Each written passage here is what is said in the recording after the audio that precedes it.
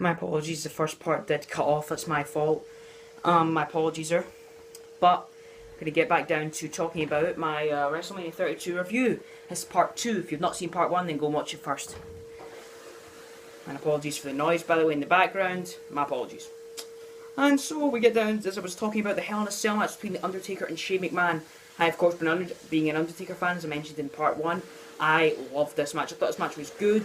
I probably loved it a bit more than most people did, but considering Shane McMahon is not a properly trained wrestler, has not wrestled a match in a long time, since 2009, I think, yeah, he done really well. And Undertaker, of course, done well to make him look good, to carry him. Shane McMahon got some offense in. Shane and Undertaker, you know, I thought it was an overall really good match. And when Shane, of course, as I said in my last part 1 of this review, I never expected Shane to jump off the cell. I expected him to maybe tease it, but I never expected him to do it. I thought there was I don't know how much, I thought there was a chance, but I didn't think the chance was that big. Some people weren't as shocked as I was, some people were shocked, but it was certainly a really cool moment. Really cool. I'm glad Shane was okay. There was people in the crowd chanting, "Please don't die, please don't die," as he was about to jump off. That was okay, whatever. But Undertaker winning the match. As much as I would love to have seen the Authority go away, at the same time, seeing the Undertaker lose at WrestleMania again, but, you know, the people were, you know, pitching all these ideas of run-ins, etc., which would have been, you know, would have been cool to have seen. But you know what, this was overall still quite a really good match. I personally enjoyed this match. People are going to argue with this match, but I give this match a solid A. I thought this was one of Shane's best matches. Not the best match he's ever had, but one of them. You know, I thought these two had the best match they could possibly have put on. Better than people expected, I think. Better than I expected. You know, and I was didn't know what to think of when I heard that Shane would be, when I watched Raw and it was Vince announced that Shane would be wrestling The Undertaker. I didn't really know what to think, but this match, in the build-up, wasn't the best. The build-up was alright, you know, take it or leave it, in my opinion. You know, it wasn't the best, but whatever. But this match was really good. Match of the night, I think, obviously, the Divas match was was a better wrestling match. And, of course, you've got other better wrestling matches. The AJ Styles Chris Jericho match was arguably a better wrestling match. But in terms of a match, just a match on the show, this was a really, really good match. Now, this is all my opinion. You know, you can have your own. You know, it's really disappointing that, you know, Shane didn't win, but whatever. Maybe something will happen tonight on Monday Night Raw. Maybe it won't. We'll just have to see. And then we have the Battle Royal, the Andre the Giant Memorial Battle Royal. Baron Corbin won the match. I am not the biggest fan of Baron Corbin. You know, I wasn't too happy when he won. I was hoping Mark Henry would win.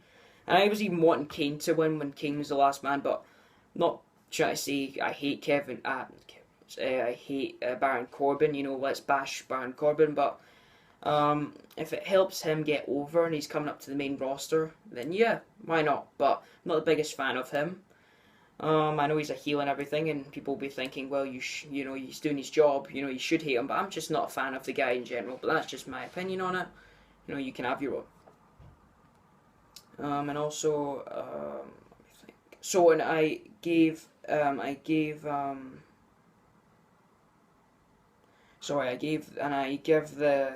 Andre the Giant Memorial Battle Royal C-. You know, it's just your typical Battle Royal. There was a few good surprise entrants in it. DDP, Tatanka, which was quite cool. Shaq O'Neal, you know, quite surprising, but, you know, it was cool.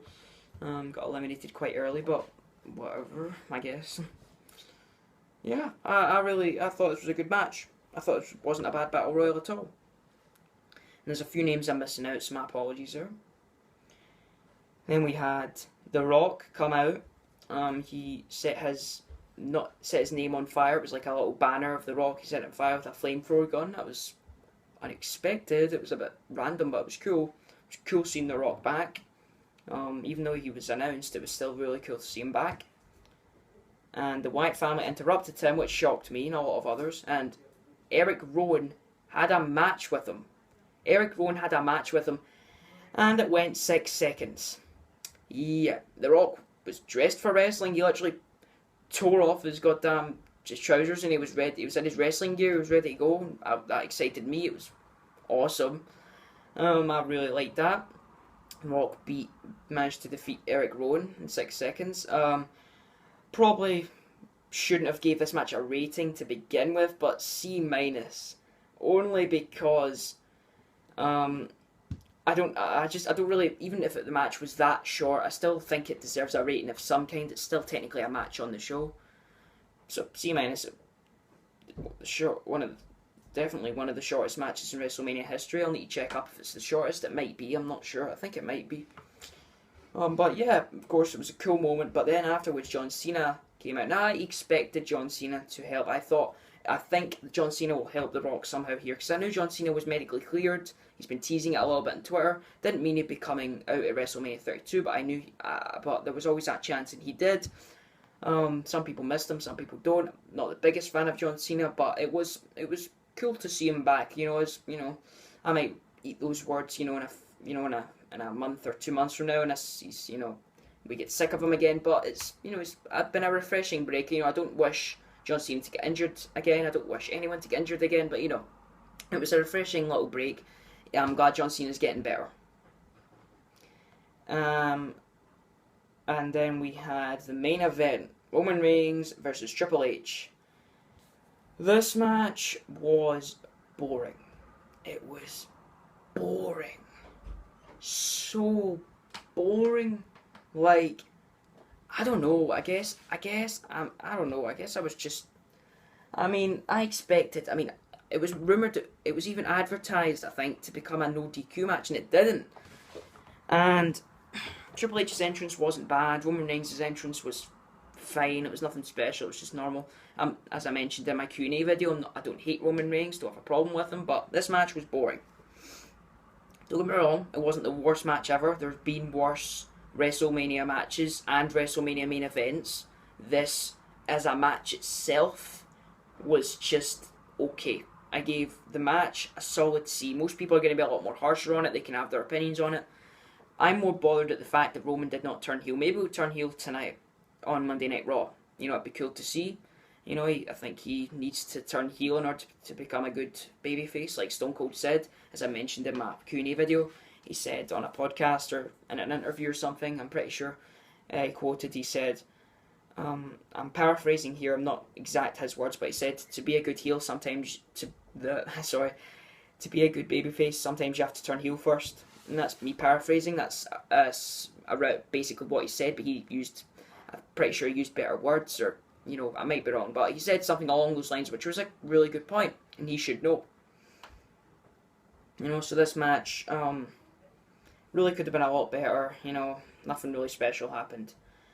So not really a lot to say there. And overall, what do I give this event? Overall, I give this event an A minus. Now, I know a lot of people are going to be like, what? How can you give this an A minus with all the disappointing outcomes? Well, of course, this is my 6th WrestleMania I have saw live as a fan ever since becoming a fan in July of 2010. I've seen most of WrestleManias in history. My favourite WrestleMania in history is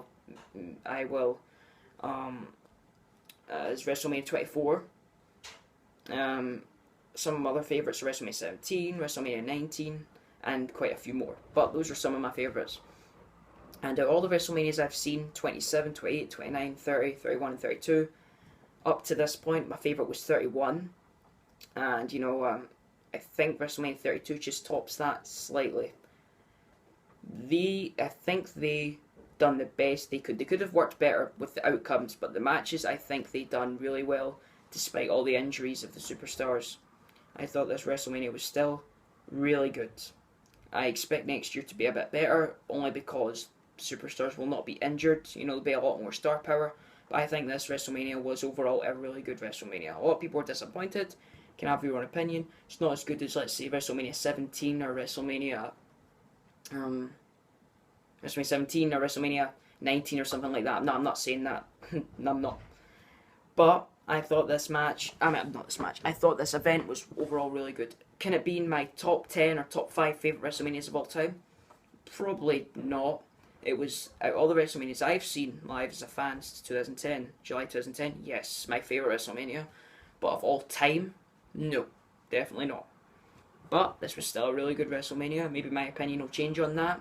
But even though, despite the questionable booking to some of these finishes, or a lot of these finishes actually, I thought this this event overall had a great card. I sometimes don't like some matches on a WrestleMania or a pay-per-view in general. I'll be like, oh, I don't want to see this match. But I don't think there was a lot of matches I wasn't looking forward to seeing in this match, you know? Which is good. I enjoyed every single match, even the main event. It was still, wasn't the greatest, but it wasn't the worst. Even though it was it was quite boring. But anyway, I really enjoyed this event. Hopefully you all did too. Thank you very much for watching this video. And hopefully you enjoyed my WrestleMania 32 review, part 2 and part 1. Thank you very much for watching this video, guys. And I'll see you later.